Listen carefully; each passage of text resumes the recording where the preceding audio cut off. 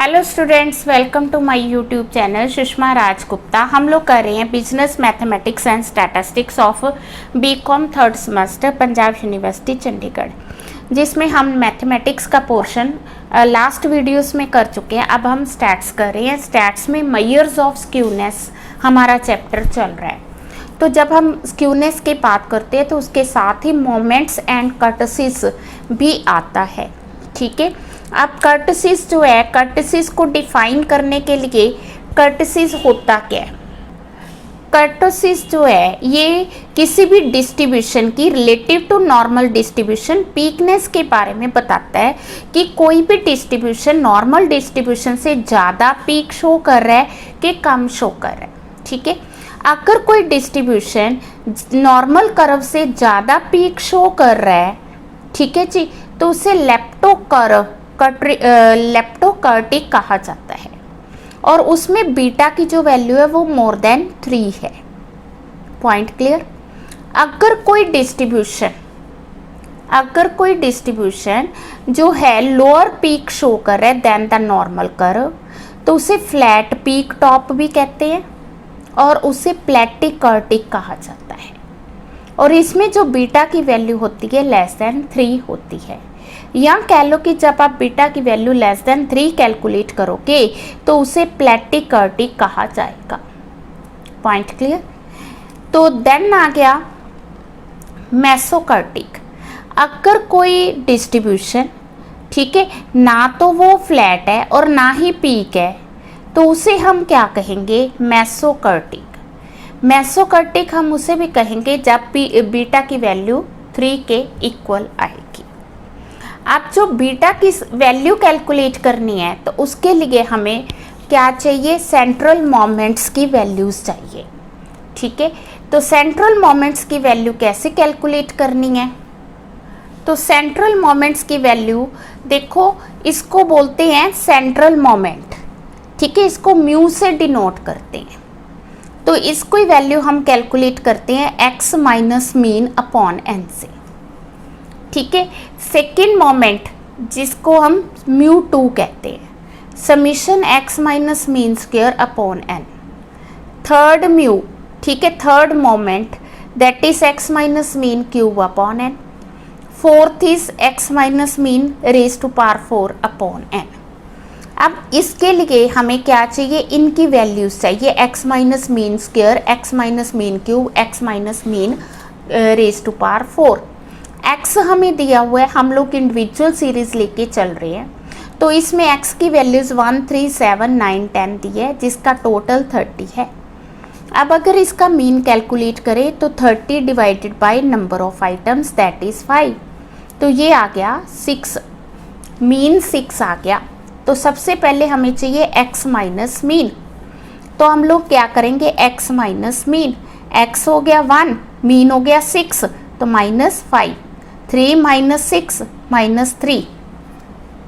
ठीक है जी, देन आ गया 7 minus 6 minus 1, 7 minus 6 positive 1, 9 minus 6 3, 10 minus 6 आ गया 4। ठीक है जी, तो हमें पता है कि x माइनस मीन जो है हमेशा 0 के इक्वल होता है। Summation of x minus mean 0 है। अब हम x माइनस मीन का स्क्वायर फाइंड करेंगे, यानी इसी का स्क्वायर। तो 5 का स्क्वायर 25, 3 का स्क्वायर 9, 1 का स्क्वायर 1, 3 का स्क्वायर 9, 4 का स्क्वायर 16, तो इसका टोटल आ गया 60। ठीक है, अब हमने x माइनस मीन क्यूब निकालना है। जब स्क्वायर को 1 से मल्टीप्लाई करेंगे तो क्यूब आ जाएगा। 25 minus 5 minus 125, minus 3 into 9 minus 27, 1 into 1 1 आ गया, 3 इंटू 9 27, 4 इंटू 16 64 आ गया, तो टोटल माइनस 16 आ गया। x माइनस मीन की रेज टू पावर 4। अब इसी को हम 1 से फिर मल्टीप्लाई करेंगे तो 4 आ गया, 3 को 1 से मल्टीप्लाई करेंगे 4 आ गया, minus 125 into minus 5 625, minus 27 into 3 1 into 1 27 into 3 64 into 4, तो इसका टोटल 1044 आ गया। तो म्यू 1 किसके इक्वल है, जैसा कि हमने पहले किया था, तो mu 1 is equal to summation X minus mean upon है। तो ठीक है, समीशन एक्स माइनस मीन 0 है तो इसकी वैल्यू 0 आ जाएगी।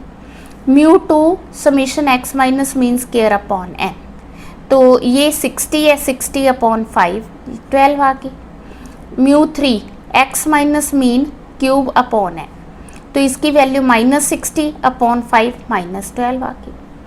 Mu 4 X minus mean raise to power 4 upon N, ठीक है, तो ये 208.8 आ गई। ठीक है, तो इसे कहते हैं मोमेंट्स अबाउट मीन या सेंट्रल मोमेंट्स। ठीक है जी, तो सेंट्रल मोमेंट हम इस तरह से कैलकुलेट करते हैं। अब अगर वो कह रहा है कि रॉ मोमेंट्स कैलकुलेट करो या moments from assumed mean calculate करो, तो कैसे करेंगे? तो जो रॉ मोमेंट्स हैं उसको हम लिखेंगे किस तरह से, पहले तो डैश, ठीक है, mu dash 1, mu dash 2, mu dash 3, mu dash 4, और यहाँ पे हमने एक्चुअल मीन से तो नहीं डेविएशन लेना, अज्यूम्ड मीन से लेना है, तो उसको हम डिनोट करते हैं डी एक्स से। तो summation D X upon N, mu 2 आ गया D X square upon N, mu 3 आ गया D X cube upon N, mu 4 आ गया डी एक्स 4 अपॉन एन। समझ गए? तो इसके लिए हमें डी एक्स फाइंड करना होगा। हमें दी हुई है इंडिविजुअल सीरीज, सेम सीरीज ली है मैंने, और इसमें मैंने अज्यूम्ड मीन लिया है 4। अज्यूम्ड मीन 4 है तो 1 - 4 -3 आ गया, 3 - 4 -1, 7 - 4 9 - 4 10 - 4, ठीक है, डी एक्स आ गया। डी एक्स के साथ हमें डी एक्स स्केयर क्यूब और 4 चाहिए, तो डी एक्स स्केयर कैसे आएगा, 3 × 3 9, 1 × 1 1, 3 × 3 9, 5 × 5 25, 6 × 6 36। अब डी एक्स क्यूब चाहिए तो इन दोनों को मल्टीप्लाई करो, 9 × -3 -1, 3 × 9 27, 5 × 25 6 × 36, ठीक है जी। डी एक्स 4 चाहिए तो डी एक्स 3 को फिर डी एक्स से मल्टीप्लाई करो, -3 -21 -1 -1, 3 × 27, ठीक है, 5 × 125, 6 × 260, तो टोटल आ गया जी। क्लियर है? अब म्यू 1 क्या आएगा, रॉ मोमेंट फर्स्ट आएगा summation D X upon N, D X क्या है 10, एन क्या है 5, ठीक है जी, तो 10 अपॉन 5 2 आ गया, डी एक्स स्केयर अपॉन 5 16 आ गया, 340 अपॉन 5 68 आ गया, तो देन 2084 डिवाइडेड बाय 5 416 आ गया। Point clear? तो इस तरह से हम क्या कर सकते हैं, रॉ मोमेंट्स कैलकुलेट कर सकते हैं। ये हम बात कर रहे थे इंडिविजुअल सीरीज की। अब हम करेंगे डिस्क्रीट सीरीज। हाँ जी, डिस्क्रीट सीरीज जिसमें हमें एक्स वेरिएबल दिया है और फ्रीक्वेंसी दी है, ठीक है। तो हम लोग बात करेंगे एक्चुअल मीन, कई बार पॉइंट्स में आता है तो इसलिए मुश्किल होता है कि हम सेंट्रल मोमेंट सीधे कैलकुलेट करें। तो हम लोग क्या करेंगे, पहले हम रॉ मोमेंट्स कैलकुलेट करेंगे, फिर उससे हम सेंट्रल मोमेंट्स जो है वो तैयार करेंगे। तो हमने यहाँ पे अज्यूम्ड मीन लिया 67 अज्यूम्ड मीन है, तो हम लोग क्या करेंगे, 61 - 67 - 6, 64 - 67 - 3, ठीक है, 67 - 67 70 - 67, हमने क्या किया, x में से अज्यूम्ड मीन माइनस किया, तो ये 3 से डिवाइड हो रहा है, हमने इसको 3 से डिवाइड कर दिया सो दैट कैलकुलेशन ईजी हो जाए। तो ये आ गया -2 -1 0 1 2, तो हमने कॉमन फैक्टर ले लिया। अब हम इसको नहीं कंसीडर करेंगे, हम कंसीडर करेंगे सिर्फ डी एक्स को। अब हमने कैलकुलेट करना है अकॉर्डिंग टू दी फॉर्मूला, हमें चाहिए summation F D X upon N, ठीक है, सी तो हमें पता ही है, common factor 3, summation F D X, F into D X -10, 18 into -1, 42 into 0, 27 into 1, 8 into 2, ये आ गया एफ डी एक्स। अब हमें एफ डी एक्स स्क्वायर चाहिए, तो हम एफ डी एक्स को डी एक्स से मल्टीप्लाई करेंगे, एफ डी एक्स स्क्वायर आएगा -10 -2 20, -18 -1 18, 0 × 0 0, 27 × 1 27, 16 × 2 32, टोटल आ गया 97। F D X cube, F D X square को फिर डी एक्स से मल्टीप्लाई करेंगे, तो एफ डी एक्स क्यूब आ गया 20 × -2 -40, 18 × -1 -18, 0 × 0 0, 27 × 1 27, 32 × 2 64, तो इसका टोटल आ गया 33। एफ डी एक्स 4, 3 को फिर डी एक्स से मल्टीप्लाई करेंगे तो 4 आ जाएगा, -40 -2 80, -18 × -1 18, 0 आ गया, 27 × 1 64 × 2, टोटल आ गया 253। ओके जी, अब हमने फॉर्मूला लगाना है तो मोमेंट्स आ जाएंगे। तो ये वैल्यू है एफ डी एक्स की, ये स्क्वायर की, ये क्यूब की और ये 4 की। ठीक है, तो फर्स्ट आ गया हमारा first moment summation F D X upon N into C. F D X आ गया 15, एन आ गया 100 × 3.45। ठीक है, सेकेंड रॉ मोमेंट आ गया F D X square upon N, summation F D X square upon N into C square, यहाँ पे सी square लेना है। ठीक है, तो ये 97 / 100 × 3 का स्क्वायर 8.73। ठीक है, ये cube upon N into C cube. ठीक है, तो क्यूब आ गया 33, एन आ गया 100, 3 का क्यूब 8.91। ठीक है जी, देन हमने फोर्थ मोमेंट लेना है। फोर्थ किसके इक्वल है, F D X 4 / n into C raise to power 4, 253 / 100 into 3 raise to power 4 200। Clear है? ठीक है, थोड़ा सा इसमें क्या था समीशन डी एक्स और डिस्क्रीट सीरीज में क्या हो गया एफ डी एक्स, क्योंकि हमने कॉमन फैक्टर लिया इंटू सी आ गया, अगर नहीं लेते तो इंटू सी नहीं आना था।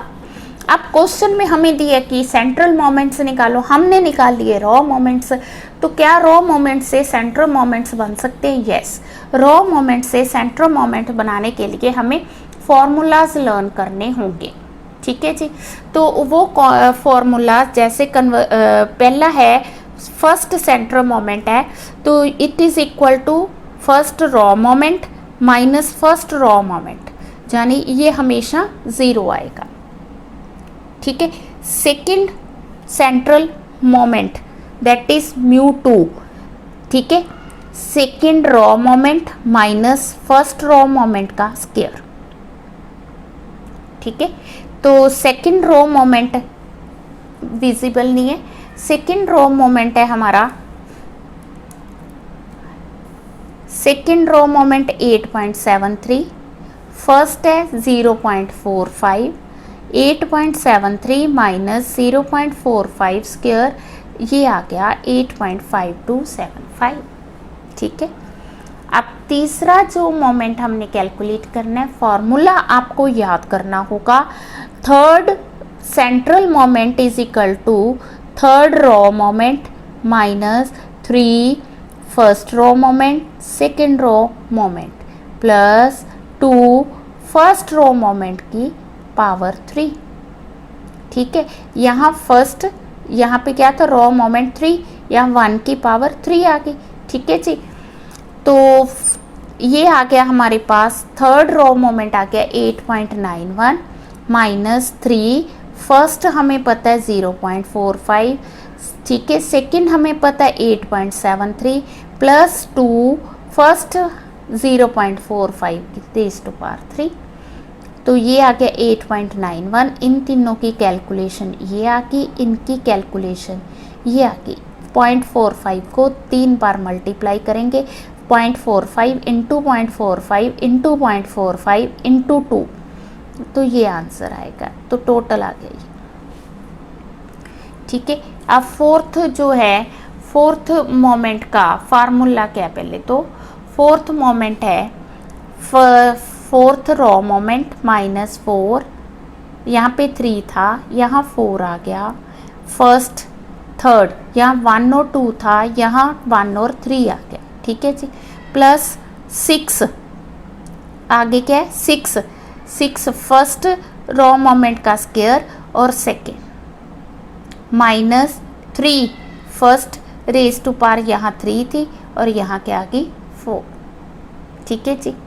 तो फोर्थ रो मोमेंट है 204.93, फोर्थ आ गया 204.93, माइनस 4 फर्स्ट हमें पता है 0.45, 3 थर्ड हमें पता है 8.91, 6 फर्स्ट 0.45 का स्क्वायर, सेकेंड 8.73, ठीक है, फर्स्ट 0.4 का, ठीक है जी।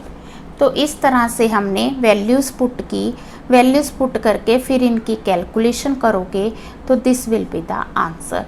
तो हमने क्या किया, हमने जो हमें डिस्क्रीट सीरीज दी हुई थी उससे हमने पहले रॉ मोमेंट्स कैलकुलेट किए, रॉ से फिर हमने उनको सेंट्रल में कन्वर्ट कर दिया।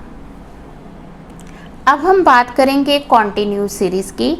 कॉन्टिन्यूस सीरीज़ हमें दी है 0 to 10, 10 to 20, 20 to 30, 30 to 40, ये हमें फ्रीक्वेंसी दी हुई है। हम लोग इसकी mid value 0 + 10 divided by 2, mid value 10 + 20 30 divided by 2 15, 20 + 30 divided by 2 25, 30 + 40 divided by 2 35, तो ये आ गई मिड वैल्यू। यहाँ से हमने अज्यूम्ड मीन लिया 25, तो ये आ गया -20 -10 0 10, तो हमने कॉमन फैक्टर क्या लिया 10, इन सबको क्या किया 10 से डिवाइड, तो ये आ गया -2 -1 0 1, ठीक है जी। अब हम करेंगे FDX, जैसा हमने लास्ट क्वेश्चन में किया था, फॉर्मूला वही है। क्या फॉर्मूला है, summation FDX upon n into C, ठीक है, FDX square upon n into C square, FDX cube upon n into C cube, तो वही फार्मूला है। तो पहले हम FDX करें, 1 इंटू -2, 3 इंटू -1, 4 इंटू 0, 2 इंटू 1 2। अब इसी को फिर dx से मल्टीप्लाई करेंगे तो dx स्क्वायर आएगा, -2 इंटू -2 4, -3 इंटू -1 3, 0 2 9। अब इसी को फिर dx से मल्टीप्लाई करेंगे तो dx क्यूब आएगा, 4 इंटू -2 -8, 3 इंटू -1 -3, 2 इंटू 1 2 आ गया, तो ये -9 आ गया। FDX 4, अब इसको 3 को फिर dx से मल्टीप्लाई करेंगे, -8 इंटू -2 16, -3 इंटू -1 0, 2 इंटू 1, तो ये 21 आ गया। Point clear. अब हम क्या करेंगे, ये FDX है, ये स्क्वायर है, ये क्यूब है, ये 4 है और ये n है। अब हम कर रहे हैं फर्स्ट रॉ मोमेंट, तो FDX अपॉन n इंटू सी, FDX -3, n 10 आ गया, इंटू सी कॉमन फैक्टर क्या लिया था हमने 10 लिया था, देखो 10 लिया था, इन सबको हमने 10 से डिवाइड किया था, ठीक है जी। तो ये आ गया 10, तो ये इक्वल टू -3। FDX स्क्वायर हमें पता है क्या है 9, 9 डिवाइडेड बाय 10 इंटू सी क्या है 10 का स्क्वायर, ठीक है, 10 स्क्वायर से मल्टीप्लाई हो गया तो ये 90 आ गया। अब FDX क्यूब -9 अपॉन 10, 10 का क्यूब, क्यूब मतलब 10 इंटू 10 इंटू 10, 3 टाइम्स है ना, तो ये कट हो गया, 10 इंटू 10 100 इंटू 9 900, -900, ठीक है। ये 4 हमें दिया 21, n दिया 10 रेज टू पावर 4, 4 का मतलब 10 इंटू 10 इंटू 10 4 टाइम्स, तो ये 10 तो इससे कैंसिल हो गया, ये बन गया 1000 21,000। क्लियर है। अब उसी तरह से जैसे हमने लास्ट क्वेश्चन में किया था, सेंट्रल मोमेंट्स कैलकुलेट करने हैं। जब हमने रॉ मोमेंट से सेंट्रल मोमेंट्स कैलकुलेट करने हैं तो जो फर्स्ट मोमेंट है उसकी वैल्यू हमेशा 0 आनी है। क्यों आनी है? क्योंकि हमने पहले भी किया था, ये दिस माइनस दिस है, तो it will always equal to 0। अब हम सेकंड मोमेंट की बात करते हैं। तो सेकंड रॉ मोमेंट -1 का स्क्वायर। सेकंड रॉ मोमेंट है हमारा 90, ठीक है। सेकंड रॉ मोमेंट है 90, फर्स्ट है -3, ये है -900 और ये 21,000, ठीक है। तो सेकंड रॉ मोमेंट है हमारा 90 माइनस फर्स्ट हमने अभी देखा -3 का स्क्वायर। -3 का स्क्वायर 9 आ गया, 90 - 9 81 आ गया। जब हमने थर्ड सेंटर मोमेंट फाइंड करना है तो third raw -3 into first raw into second raw +2 first raw का क्यूब, ठीक है। तो ये थर्ड रो आ गया -900 इंटू 3, ये आ गया first row -3, second row 90 +2 first row आ गया -3 का क्यूब। बस अब हमने इनको मल्टीप्लाई किया, 810 आ गया। इनको 3 इंटू 3 इंटू 3 इंटू 2 किया, 54 आ गया, -144। इसी तरह फोर्थ आ जाएगा। Fourth row -4 into first into third row +6 into first का square second as it is -3 into first का रेज टू पावर 4। तो फोर्थ रो हमने किया अभी 21,004, फर्स्ट -3 है, 3 -900, 6 ये -3 का स्क्वायर, ये 90, सेकेंड क्या था 90, 3 ये किसके इक्वल है -3 इंटू 4, तो ये टोटल आ गया, ठीक है जी। उसी क्वेश्चन में हम लोग मोमेंट्स अबाउट ज़ीरो कैलकुलेट करने जा रहे हैं। तो मोमेंट्स अबाउट ज़ीरो को डिनोट करते V1, V2, V3, V4 से, और उसका अलग फॉर्मूला है। अगर आपको क्वेश्चन में आता है सेंटर मोमेंट्स भी बताओ और मोमेंट अबाउट ज़ीरो बताओ, तो वो कैलकुलेट तो सेंट्रल मोमेंट से ही होंगे, ठीक है। तो जो जो रिक्वायर्ड वैल्यूज़ थी वो मैंने अभी लिख ली हैं उसी क्वेश्चन की।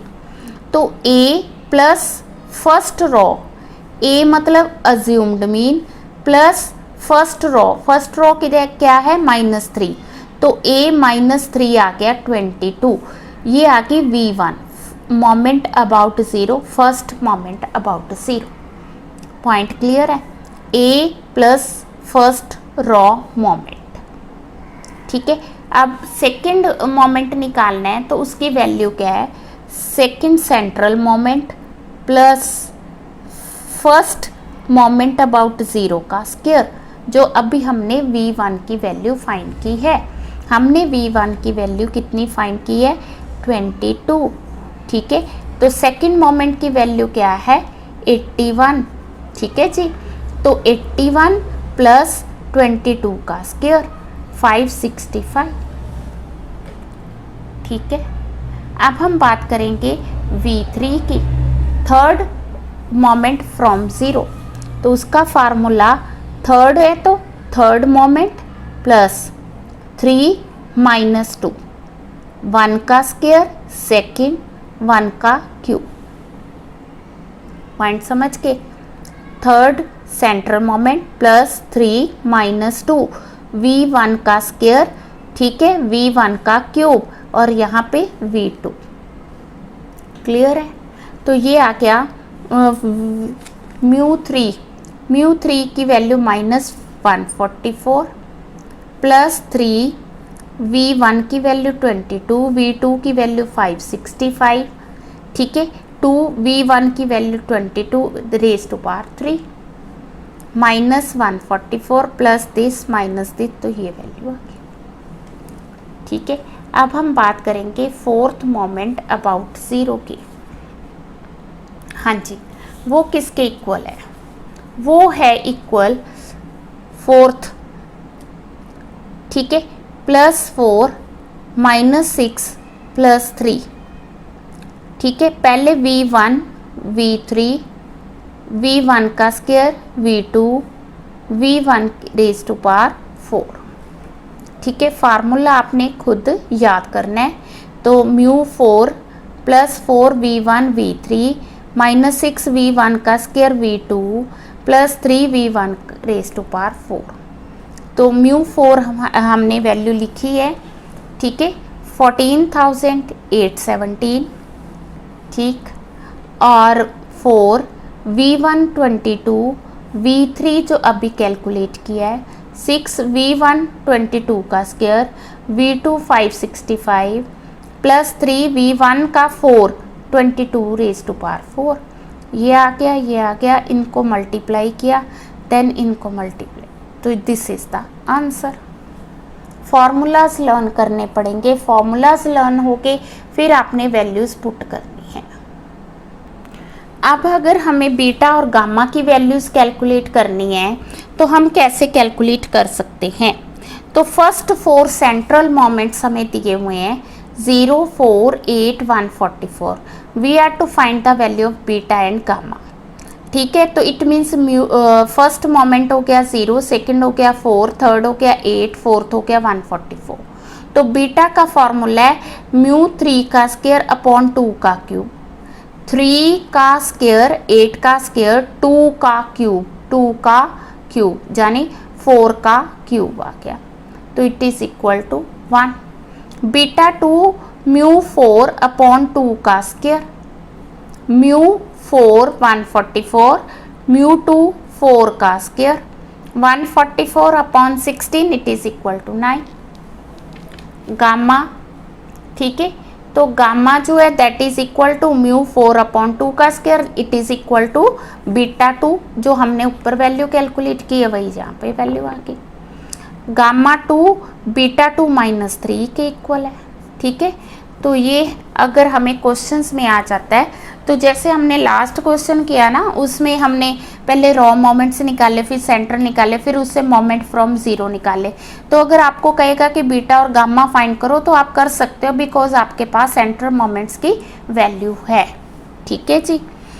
तो देन हमें दिए फर्स्ट 4 सेंट्रल, हमें सेंट्रल मोमेंट्स दिए हुए। फिर अब वो कह रहे स्क्यूनेस और कर्टसिस की मतलब टेस्ट करो कि क्या उसकी एनालिसिस है। बीटा 1 हमें पता है कि μ3 का स्क्वायर अपॉन 2 का क्यूब है, ये μ1 आ गया, ये μ2 आ गया, ये μ3 आ गया, ये μ4 आ गया। तो 3 का स्क्वायर यानी 0.7 का स्क्वायर, 2 का क्यूब मतलब 2.5 का क्यूब, ठीक है। तो ये आ गया 0.31। अब यहाँ पे जो बीटा 1 है that is very low value, तो ये इसे क्या कहेंगे, स्लाइटली स्क्यू। ये किसको रिप्रेजेंट कर रहा है, स्क्यूनेस को रिप्रेजेंट कर रहा है। अब जो बीटा 2 है, बीटा 2 की वैल्यू है μ4 अपॉन 2 का स्क्वायर, μ4 क्या है 18.75, 2 क्या है 2.5 का स्क्वायर, ठीक है। तो दिस अपॉन दिस आ गया, तो इट इज इक्वल टू 3। अब क्योंकि बीटा 2 कर्टसिस को रिप्रेजेंट कर रहा है, हमने अब शुरू में किया था कि अगर बीटा 2 3 आता है तो इट मीन्स कि जो कर्टसिस है दैट इज मेसोकर्टिक, या इसे नॉर्मल भी कह सकते हैं, ठीक है। अब जो हमने शुरू में, अगर ये लेस देन है तो उसको अलग से, ग्रेटर देन है तो उसकी वैल्यू आप लिख सकते हो। जो सेंट्रल मोमेंट्स है ना, वो जैसे हमने शुरू से लेके अब तक 4 मोमेंट्स ही किए। अब जो फर्स्ट मोमेंट है, अगर आपको याद होगा तो हमने लिखा था समीशन dx अपॉन n, यानी ये किसको रिप्रेजेंट कर रहा है, मीन को रिप्रेजेंट कर रहा है। और जो सेकंड मोमेंट है वो वेरिएंसिस को रिप्रेजेंट कर रहा है, ठीक है ना। Summation dx square upon n किसको रिप्रेजेंट कर रहा है, वेरिएंसिस को कर रहा है, ठीक है। अगर स्टैंडर्ड एविएशन होगा तो अंडर रूट होगा, ठीक है। अंडर रूट नहीं है तो वो किसको रिप्रेजेंट कर रहा है, वेरिएंस को।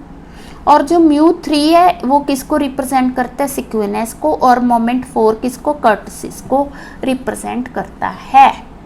अभी जो चीज़ मैंने आपको बताई है वो देखो इस एग्जाम्पल में क्लियर हो रही है।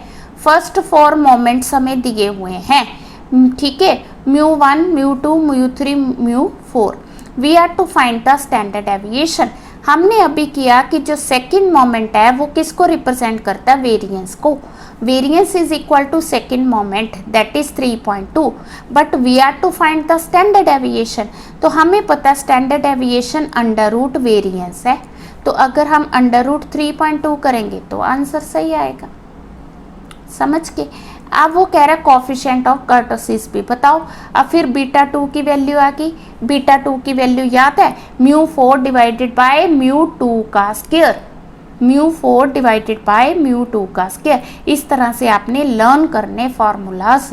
μ4 किसके बराबर है 20, μ2 किसके इक्वल है 3.2 का स्क्वायर, तो ये किसके इक्वल आ गया 1.953 विच इज लेस देन 3।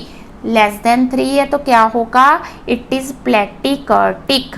अभी हमने किया था इक्वल टू 3 है तो क्या है मेसोकर्टिक।